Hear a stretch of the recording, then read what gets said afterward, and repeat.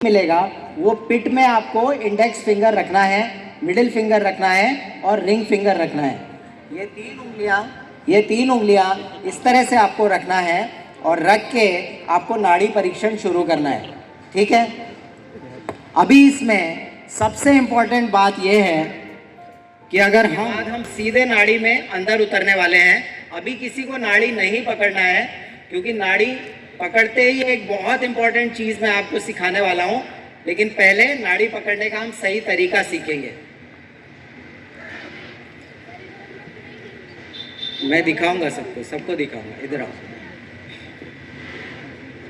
नाड़ी पकड़ने के लिए सबसे इंपॉर्टेंट बात यह है मेरे तरफ कि आपका पेशेंट आपके सामने बैठा होना चाहिए।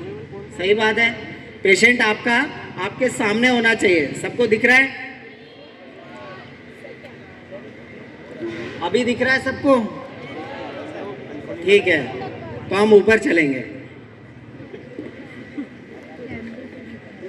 नाड़ी पकड़ने के लिए अगस्त्य मुनि ने लिखा है कि जो मेल पेशेंट आता है उसकी हमें राइट हैंड की नाड़ी देखना चाहिए। कहाँ गए? और जो फीमेल पेशेंट आती हैं तो उनकी हमें लेफ्ट हैंड की नाड़ी देखना चाहिए। ठीक है। कोई आम आदमी पूछे कि राइट हैंड की मेल की, लेफ्ट हैंड की फीमेल की क्यों, तो मैं उसको बताऊंगा। वैद्यों को तो मैं कोई नहीं बताने वाला। जो बोला जा रहा है वो चुपचाप सुनो। मेल की राइट हैंड की, फीमेल की लेफ्ट हैंड की। अगस्त्य मुनि ने उसको ऐसे एक्सप्लेन किया कि हमारा जो पेट है इसमें कच्छप है, कछुए के जैसी एक आकृति है, और उसमें जब वो नाड़ियों की बात करते हैं तो वो कहते हैं कि मेल पेशेंट के अंदर वो कच्छप का मुंह नीचे की तरफ है, तो आपको राइट हैंड, कच्छप का राइट हैंड में आपको नाड़ी देखना है और फीमेल का लेफ्ट हैंड में देखना है। जो मेल है उसमें सूर्य डोमिनेंट है, जो फीमेल है उसमें चंद्रमा डोमिनेंट है। इसीलिए हम फीमेल को कभी भी सूरज सा मुखड़ा नहीं बोलते, हमेशा। वेरी गुड, ये अच्छा पता है सबको।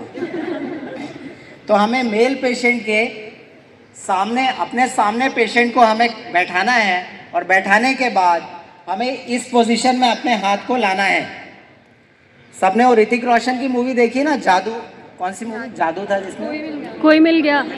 कोई मिल गया। ऐसे नहीं करना, ऐसे करना है। ठीक है, दिख रहा है सबको? ठीक है। ऐसे करके जो पेशेंट है उसके हाथ को हमें सपोर्ट करना है, क्योंकि आप नए नए नाड़ी वैद्य हैं, आप बहुत देर तक नाड़ी देखने वाले हैं। हो सकता है पहले उसको फ्रोजन शोल्डर था, अभी पकड़े पकड़े टेनिस एल्बो भी हो जाए। ऐसा नहीं करना है। तो ऐसे हाथ करके और पेशेंट को सामने खड़ा करके उसके हाथ को सपोर्ट देना है और अपनी 3 उंगलियों का टिप आपको उसकी नाड़ी में रखना है। सिंपल है। 3 उंगलियों का टिप आपको पेशेंट की नाड़ी पे रखना है। अभी पेशेंट की नाड़ी पे कहाँ रखना है?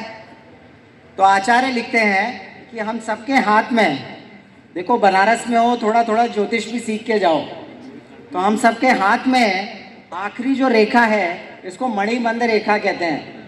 ठीक है, जहाँ पर हमारी कलाई खत्म होती है उसको मणिबंध रेखा कहते हैं। इसके नीचे अगर 2-3 रेखाएं और होती हैं तो ज्योतिष के अनुसार आपके ऊपर पैसे की बारिश होती है।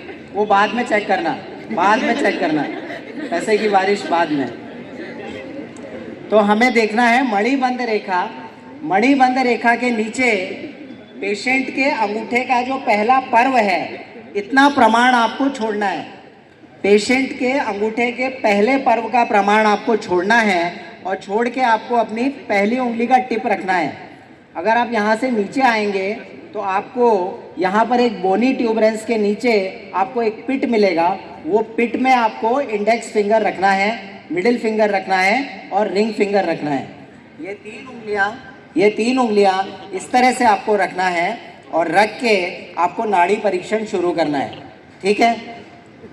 अभी इसमें सबसे इम्पोर्टेंट बात यह है कि अगर हम सो गाइज़ क्लास तो हो गई थी। उसके बाद यहाँ पे प्रैक्टिकली हमें नाड़ी परीक्षण सिखाया जा रहा था कि हम भी खुद से कैसे करके सीख सकते हैं। आई नो कि इस व्लॉग में आपको मेरा फेस या मेरी एक्टिविटी कहीं नहीं दिखी होंगी, लेकिन मेरा शेयर करने का मोटिव यही है कि आप भी इस वीडियो को देखकर आप भी कुछ सीख सकें। एंड मैं इसके थ्रू वॉइस ओवर कर दे रही हूँ। ये देखिए कितने अच्छे से पकड़ के हमें भी सिखाया जा रहा है यहाँ पे। और इसके बाद की चीज़ें जो भी हुई थी, बहुत सारी इंटरेस्टिंग चीज़ें हुई थी। उसके लिए please do like, share and subscribe and stay tuned to future Dr. Rashmi Raj vlogs.